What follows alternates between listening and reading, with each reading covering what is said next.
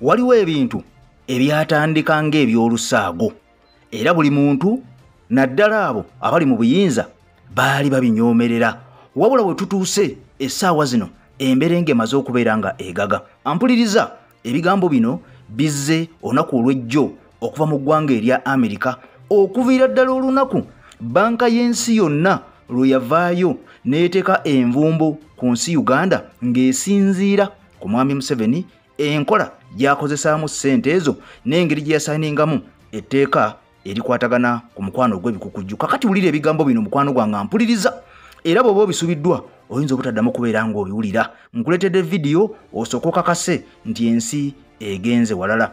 Nze Eke Master emabega w'omuzindalo ndi ku Eke TV olutimbe gaggadde mukwano gwange ampuliriza ennamba gy'olaba ku screen gw'ayagala okusiba enviri eza dreads wekka naawe ayagala okukola repair mu dreads wekka mwe muba mukoona ku nnamba eyo ebajja kubeera nga bakolako bulungi nnyo bakusalirako ebitundu 5 ku buli 10 kasita obeera nga oli serious ate balina mobile basobola okujja woli ne bakolerako awo obagamba nti ennamba ogijje ku Eke TV bakoone kube yune bajja kukolako ekisingo bulungi buli musono gwonna gw'omanyi mu dreadlocks bajja gukolako ate onyume. Kati wulira ebigambo bibino eggwanga erya Amerika lyamaze dde okubeera nga likwata omuliro olunaku olw'eggulo bwe lwakeeredde omubaka amanyiddwa nga Honorable Mufumbira Uwaiswa yamaze dde okubeera nga yeebaza President Robert Kyagulanyi Ssentamu okubeera nga amuyambye nnyo okusekiwalinga oba okufuna evisa eyaggwanga erya Amerika. Ono yamaze dde okubeera nga akipostingayo era olunaku olw'eggulo yamaze dde okwegatta ku nkuyanja n'enkuyanja y'ensi yonna ey'Abannayuganda kw'ossa abo abaagaliza Uganda ebirungi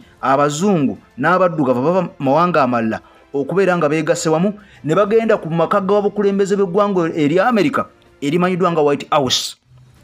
Obukulembeze bw'eggwanga erya Amerika omanyiddwa nga White House gye bayolekedde bano beekozeemu ekirindi vidiyo nzikuleetedde bwe baavuddeeyo ne boolekera banka y'ensi yonna esangibwa mu ggwanga erya Amerika wabweru waayo ne beekola ekigenyi. Wabula kino kiviiriddeko eggwanga erya Amerika okubeera nga bayita Bobi Wine mu butongole wabula amawulire gano tegannaba kubeera nga gavaayo mu nvaayo ey'olwatu naye nga kyolina okumanya okusinziira ku nsonda ziraga nti President Robert Kyagulanyi Ssentamu akyaliyo mu ggwanga erya Amerika. Ono bamaze dde okubeera nga ab'eggwanga erya Amerika bamutemyako baagala okubeera nga bamusisinkana wabula ekigenda okubeera nga kimusisinkanya nze naawe tunaba kubeera nga tukitegeera wabula bino byonna byamaze kubeera nga bijja oluvannyuma lw'omwogezi w'ekibiina kya National Unity Platform oba omumyuka w'omwogezi w'ekibiina ekya National Unity Platform amanyiddwa nga Uwaiswa Mufumbira.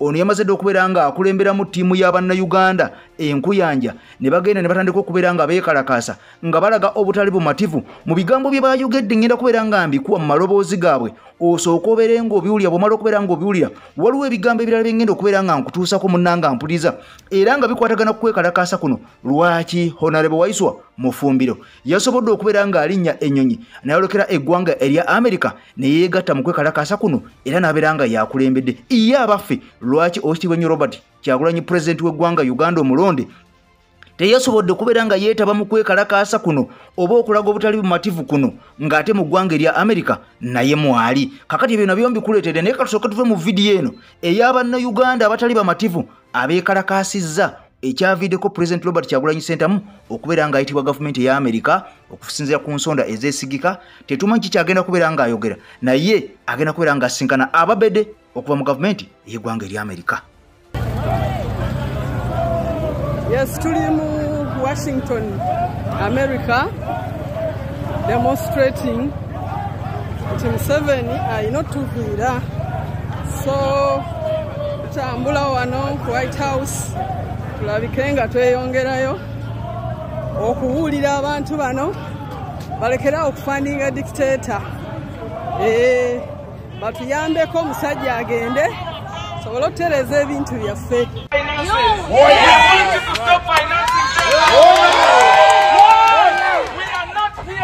For your intervention. We are here to stop you from financing the dictator.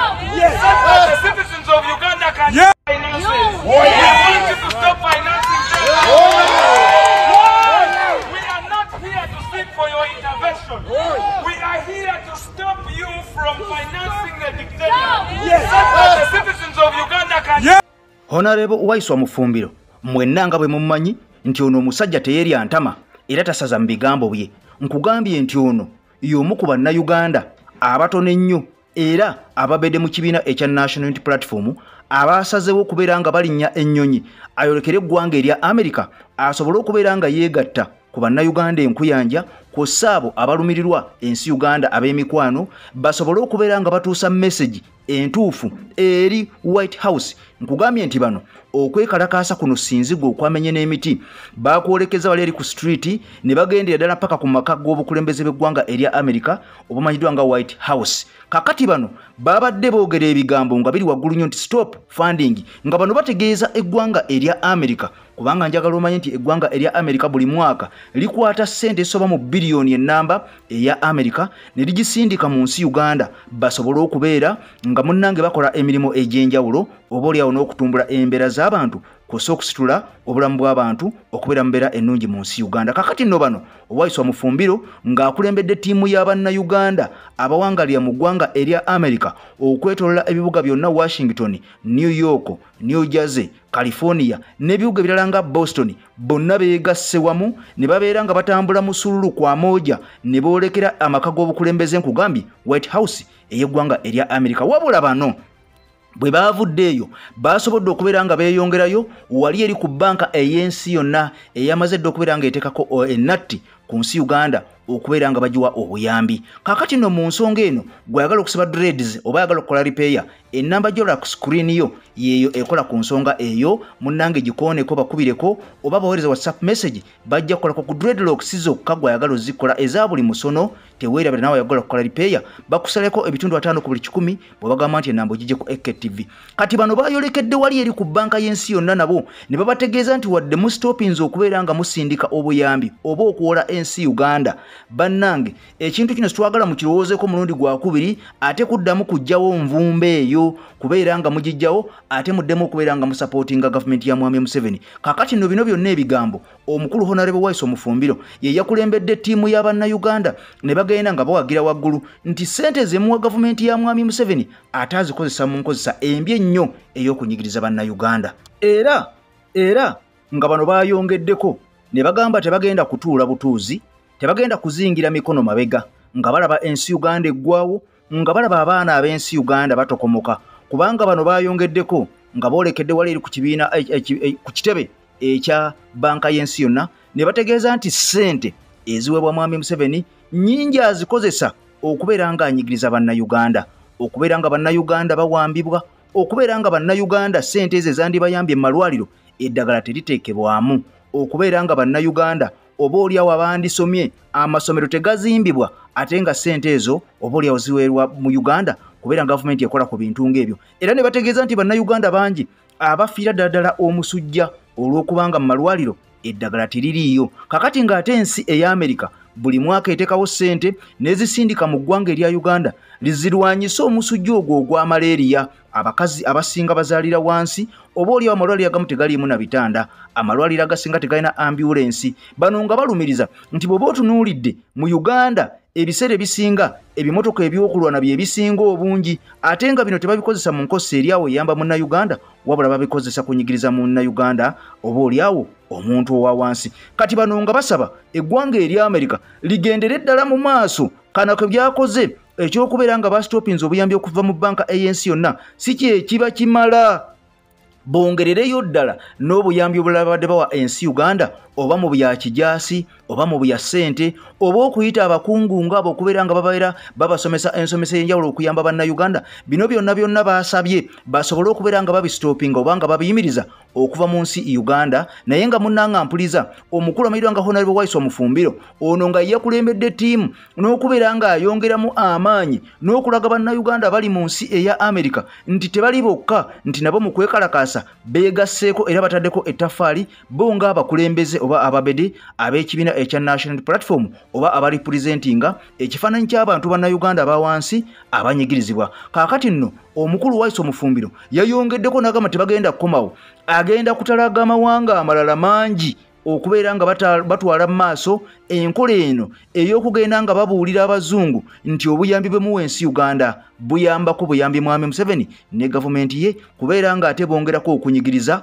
oba oli awo munnansi Munnayuganda ate ali mu mbeera embi. Kakati n'ebigambo bino oba oli awo biyinza okubeera nga bizaalya mwami Museveni ebitukula, kubanga tuba twakamala okulaba nga ekkooti y'ensi yonna emaze okubeera ng'ewandiika ekiwandiiko kiba kuntumye nti sooka ojje ssebo ne mutabani wo kusaba officers abalandala abakulembera mu magye ne sipiika w'ensi Uganda mu bitebye lwaki munyirira eddembe ly'abantu mu nsi Uganda. Ekyo tekyakomye okwo. Mwami Museveni nga yakava mu ggwanga erya Russia n'eggwanga erya Serbia, eno gye yagenze n'alaga nti ye akolagana nnyo n'ensi eya Russia. Bwe yakomyewo mu nsi Uganda yagaddewo ekibiina, yagaddewo woofiisi eza UN zino nno nga zabadde zikola nazo ku ddembe ly'obuntu obutalinyirirwa. Kakati ono yasazeewo n'agamba nti ofiisi eno omulimu gw'ebadde ekola ate waliwo ofiisi endala mu Uganda ekola omulimu gwe gumu. Era ono ng'alumiza tagenda kuzza bujja ndagaano yaayo mu nsi Uganda. Era ono yabawadde ennaku ntono nnyo okwamuka ensi Uganda, era wenjogerera nga bano baafulumye edda mu nsi Uganda bazzeeyo dda okwaba obwe mu Bazungu okubeera nga ofiisi eno yaggaddwawo ebadde eyamba munnansi okwekubira enduulu n'okubeera nga bano batuula wano mu nsi Uganda ne bongera okulabaalaba n'okkuba ttooki mu ebyo ebiba bigenda mu maaso naddala ebikwatagana ku gavumenti n'omuntu wa wansi. Jjukira nti Abazungu bano bakwatagana nnyo n'omuntu wa wansi naddala nga balaba nti anyigirizibwa oba atulugunyizibwa. Kakati bano bino bingi babitunuulidde nga balaba tebigenda bulungi mu nsi Uganda, okusinziira kalulu akaaliwo okuva 2021 oba okuva ku President Robert Kyagulanyi Ssentamu 2017 bwe yayingira ebyobufuzi oba politics ow'ensi Uganda. Ebintu bingi byakyuka, okutulugunya bannayuganda okuwambibwa kweyongera, era bannayuganda bangi abavuddeyo nga balaga ebiwundu, nga balaga ebisago, nga balaga obutali buntu bulamu okutulugunyizibwa ku bayiseemu oba oli awo n'okubeera nga bakozebwa akagiri. Twalaba omusajja eyayokebwa paasi, ono yavaayo n'alumiriza nti nno abakuumaddembe be baali bamukozeeko ekikolobero ekyo, wabula oluvannyuma n'avaayo ne version endala nti ate yali atulugunyiza ba National Platform. Wabula ate twali tuli awo ng'ono akomyewo n'agamba kanjogera amazima gakaayire ennyo abantu aboogera bannange nakakibwa, nasuubizibwa ebintu bingi ne baŋŋamba bajja kumpa omudidi, bajja kumpa obukuumi, bajja kumpa emirimu mu gavumenti, bajja kubeerawo ku lwange ne baŋŋamba njogere bwe nti naye ng'ekyamazima abasajja ba security operatives be bantulugunya. Tetwakoma ku oyo, twalaba Kakwenza. Ebifaananyi bibadde bingi nnyo. Ekyakakwenza kyatrendinga nnyo ku social media. Ono yakubwa emiggo miyitirivu nnyo mu mugongo nga kigambibwa nti obutulugunya bwe yatuukako yali takulabangako ku nsi kuno. Ono nga kigambibwa nti y'omu ku baavuddeyo ne bawa obujulizi nti omuntu omu ku baakulembera okumutulugunya yali General Muhoozi Kainerugaba. Wabula General Muhoozi Kainerugaba yavuddeyo n'ebigambo yabyegaana misana tteke mu lwatu n'agamba nti n'omusajja amanyiddwa nga Kakwenza Lukira Basajja tamulabanga nako, tamuwuliranga nako, abadde tamanyi nti ne ku nsi kwali. Era ono agamba nti yamutulugunya, ebyo bigambo byayogera yamanyi gyabijja, ono tamusinkananga nako era tamulabanga nako era tamumanyi. Nga General Muhoozi Kainerugaba yayogera ebigambo bino. Wabula Kakwenza ng'ayongera okulumiza nti General Muhoozi y'omu ku baayedinga ttiimu eno ne ba security operatives abalala abanene ababede ne babeera nga bamutuusaako emisango gino gyonna n'okubeera nga atulugunyizibwa n'ebisago bino byonna ebyamutuukako nti bye baabimutuusaako. Ono yalangibwa okuwandiika obutabo bwali bubiri, ng'obutabo buno bwe bwamuviirako akabasa oba makayi byazaalira ku nsiko ebitukula, n'abeera nga yakwatibwa n'ateekebwa mu kolokonyo n'abuuzibwa akana n'akataano ku butabo buno. Obutabo buno sijja bugenda nnyo munda, naye nga kyolina okumanyako ekitonotono, akamu kaali kamayiddwa nga Banana Republic, ate akalala ampuliriza nga kano kali kamayiddwa nga The Great Barbarian. Munnange obutabo bwe bwaleeta obuzibu, era nga kigambibwa nti obutabo buno bwali bwogera ku mwami Museveni, engeri gye yajja mu buyinza n'engeri gy'ayisizza mu bannayuganda okutuuka wano waatuuse. Ate ng'akalala kaali kalaga omululu n'obukenuzi, era ng'akalala kakonako ne ku General Muhoozi Kainerugaba oba olyawo mu bufunze. Ebigambo bino byaleeta obuzibu eri omusajja ono Kakwenza n'atulugunyizibwa, naye nga General Muhoozi Kainerugaba agamba nti tamutulugunyanga nako era tamumanyi era tamusinkananga nako. Ye bukyabeera mu nsi yawulira buwulizi mawulire n'awulira Kakwenza ne yeewuunya n'okwewuunya abantu bano nti ye baamusanga. Kakati nno ebigambo bino byaviirako ekkooti y'ensi n'okubeera nga eyita mwami Museveni ne mutabani we General Muhoozi Kainerugaba bajje beewozeeko, wadde nga ddeeti entuufu tenaba kubeera nga esalwawo gye banaagenda mu kkooti y'ensi yonna mu Hague, wali mu kibuga Hague ekya Netherland. Kakati nno gye bukeredde nga omukulu Honorable Bayise omufumbiro amaze okubeera nga yalokedde mu America n'agamba nti kabeeru baleka abe Katonda bano bagenda kutalaga ensi yonna nga balabisa mwami Museveni mpaka buli chano yonna eyitamu akasente akava ebweru nga bakazibikidde. Waliwo twamaze okulaba mwami Museveni ng'amaze okurizootinga ng'aswikinga ng'avudde ku bazungu bano ng'amaze okulaga nti ensi eya Russia gy'agenda okubeera ng'atambula nayo eggwanga eri America n'eminywanjwayo ono yakabeera nga agyesalako mpolampola. Era yavuddeyo n'atwitinga n'aga nti ekyokubeera nga banka y'ensi yonna etugyeko obuyambi bamukubidde essimu ne babimugamba naye mbu Uganda ekyesobola okubeera nga yeebeezaawo. Wabula nnyina akatambi akalala ke nkutegekedde mu vidiyo yaffe ejja. Abakugu bakubye tooki nga gye twolekedde kaseera kazigizigi. Nange nja kukubira tooki nga otwolekedde ng'obuyambi buno bukomyawo nga n'okwekalakaasa okwongera okumma obuyambi ensi Uganda kukyagenda mu maaso. Twolekedde akaseera akazibu ampuliriza. Nze Eke Master emabega w'omuzindalo mbaddewo nga ntaddeko galubindi n'okukubira tooki mu nsonga eno eya mwami Bayise omufumbiro ne bannayuganda okwetoolola America yonna. Kakati nkusaba gw'ayagala okusiba dreads ennamba eri ku screen yo teweerabira. Nawe oyagala okukola ripeya bakusalirako ampuliriza. Weebale nnyo okutambula ne Eke TV bakwano bange abali mu ggwanga erya Bungereza mwebale nnyo nnyo nnyo omulimu gwe mukola okugoberera Eke TV abali e Bungereza, Saudi Arabia, UAE, Qatar, America, Europe, Sweden, munnange Denmark, Netherlands n'amawanga amalala mwebale nnyo kw'ossa bali South Africa mwebale nnyo mwebale ddala. Nze Eke Master Mukama Katonda abampeera ebirungi ebikira obugulu bw'eggongolo. Tukwatagane mu vidiyo yaffe eddako nga nkuleetedde abakugu nga bakubira tooki gye twolekedde si wangu buli omu yeesibe bbiri. Bye bye.